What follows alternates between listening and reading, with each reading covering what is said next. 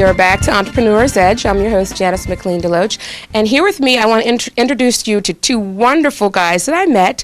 I'd like to introduce you to Mr. Tony Ferris and Mr. Kevin Kirby, whose company is called AI Business Solutions. They are technical gurus, so to speak. And in fact, they are responsible for the wonderful new website that we have for www.entrepreneursedge.org. So I'd like to say welcome to both of you and thank you for coming. Thank you. Let's talk a little bit, Tony. I'm going to start with you. Okay. About what AI Business Solutions is and what you guys do. Well, we are a full-service computer company, and we cater strictly to small to mid-sized businesses. So we do computer support, web design, custom program development, and computer sales. Okay, now I want to ask you, can you tell me, how do you choose a computer for your business?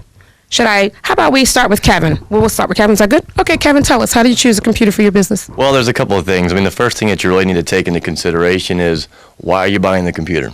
What's the primary function that this computer is going to be used for in your everyday applications of your business?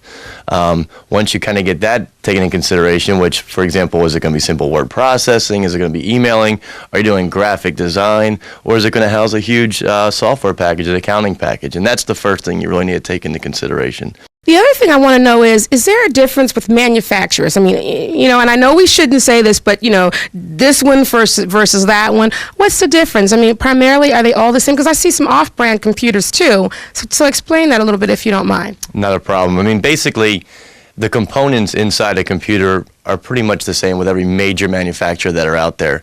The box is pretty much the only difference. Some are black, some are white, some are gray, some are blue. That's just a design. Pretty much the components inside are what make the computer. And the main thing you really want to take into consideration with the manufacturer is the type of service you're going to get from that manufacturer. Mm-hmm. And if you don't know, ask an IT company or ask a friend. Or AI Business Solutions. Now, what's the most important thing to keep in mind when you are choosing a computer? What is the one thing we should zoom in on more to help us in our decisions in choosing a computer? I'm going to let Tony answer that. He's more of a technical guru than I am. Let's talk to Tony. All right. Well, the most important thing is, like what Kevin said, is you need to make sure that you see what you're going to use the actual computer for. If you're going to use it for, like, an accounting package, then you might want to get a more robust computer. One with a Pentium 4, one with at least 512 megs of RAM. You want to just make sure you get a higher end computer that can function the applications that you're going to use. Let's talk about some of the software issues, because there's so many you don't know which one to choose from. Right. Well, Microsoft offers 3 different types of operating systems. You have Windows XP Home, Windows XP Media Center, and Windows XP Pro. The Pro version is where all small to mid-sized businesses want to stay. That is a operating system that's geared directly for business use only. So that's what first thing that everybody wants to start with, is the proper operating system. Okay, and can you tell me those packages again, just because I want to be clear on that? Yeah. Windows XP Home, which is basically what it says, it's a home operating system. Then you have Windows XP or Windows Media Center, which is designed for where you can record TV shows. You can actually use it as and integrate it with your television at home. Then Windows XP Professional, which is designed strictly for businesses. Is there anything that we can do to protect ourselves, as much as we can against the latest virus or bug, or whoever decides to think up something today? So who would like to call AI Business Solutions? We'll take care of it. Okay, one more time, please. Call AI Business Solutions and we'll take care of it. Okay. But Tony's actually pretty good.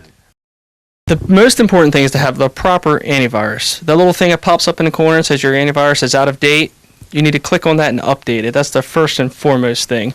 For a business, you want to make sure you have a corporate antivirus program, which runs from, most people have a server, it'll run off the server, and then it will help keep all the workstations up to date. That way nobody has to worry about whether they're current, and then usually their IT company or their IT technician on staff can help make sure that's monitored and make sure that stays up to date. One other thing I want to ask you is there a difference between a laser printer versus using print cartridges? Now, of course, I think lasers are probably better, but what's the good side versus the bad side? Well, a laser printer uses toner, which is actually a powder-based type of ink, if you want to call it ink. It's not ink, it's powder, it's toner. The ink cartridges uses ink. The toner cartridges last a lot longer. They're much more efficient. The ink cartridges, if you don't use them a lot, they can dry up. It's wet when it comes out. With a laser printer, they're not wet. It's dry. It uses a heat drum to heat the toner to the paper, so it comes out, gives you a cleaner look, a finer look, and it's the most efficient way for a business to print. And I'd just like to say, one more plug for Entrepreneur's Edge. The AI Business Solutions did our new website, so please go and take a look at that. It's www.entrepreneursedge.org. And I thank you guys both for joining us. Stay tuned. We'll be right back.